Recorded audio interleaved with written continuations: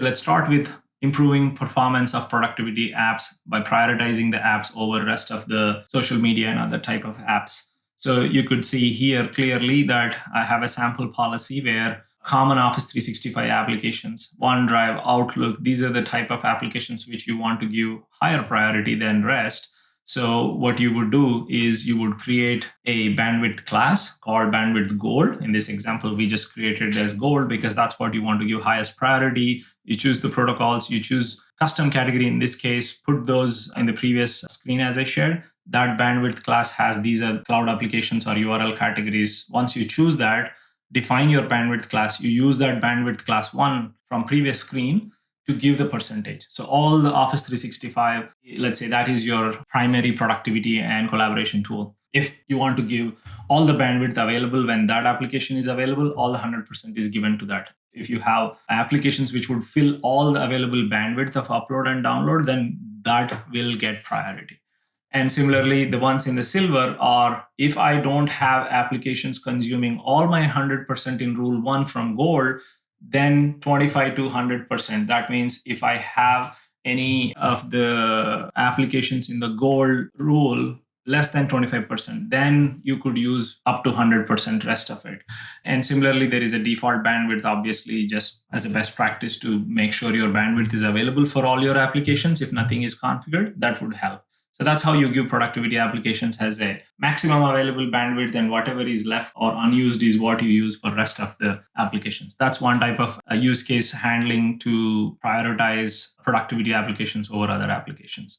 Now, let's look at other example of limiting bandwidth for non-productivity applications. In this case, we defined a class where Facebook, Netflix, YouTube, TikTok, other type of social media applications are all part of that class. And you see in this example, we have given bandwidth class 1 0 to 50%. So you are making sure at any given point of time, you are not exceeding more than 50% of your available bandwidth for that type of application. So this is a use case where you are limiting at any given time. That's the maximum they could go to, even if there is more bandwidth available. That is just to make sure if you have some other productivity applications are going to come, you're just reserving that bandwidth to make sure that is always available for you. So this is one type of school of thought on how you handle the bandwidth in case of handling non-productivity apps. What this does is it guarantees a maximum of 50% at all times. And this doesn't guarantee more bandwidth for productivity apps because you have chosen that you always want to give some bandwidth for your non-productivity apps as well, along with productivity apps. And the next use case is how do you improve performance of collaboration applications like specifically Office 365?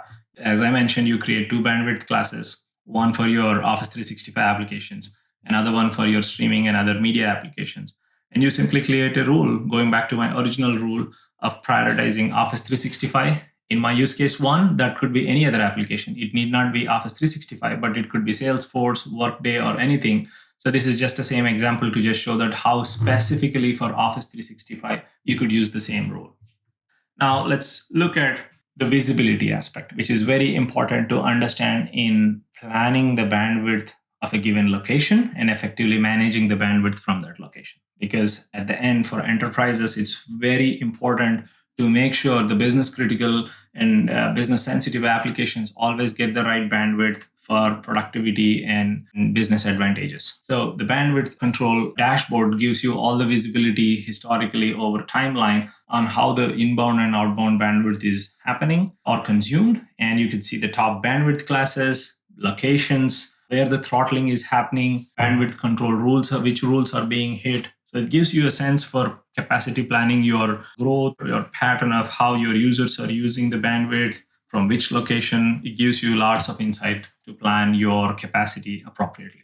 This is a quick snapshot of a real customer example where they used some deployment approach to cap YouTube at certain percentage and get rest of them for Office 365. And if you look at how over time in a given day or week, if you look at the utilization, you could clearly see during office hours, always Office 365 gets higher priority over YouTube type of applications. So that's how you could manage your bandwidth effectively from your locations, making sure you always prioritize the business critical applications, and collaboration and productivity will get boosted by managing these bandwidth appropriately through the controls and capabilities offered by Zscaler platform.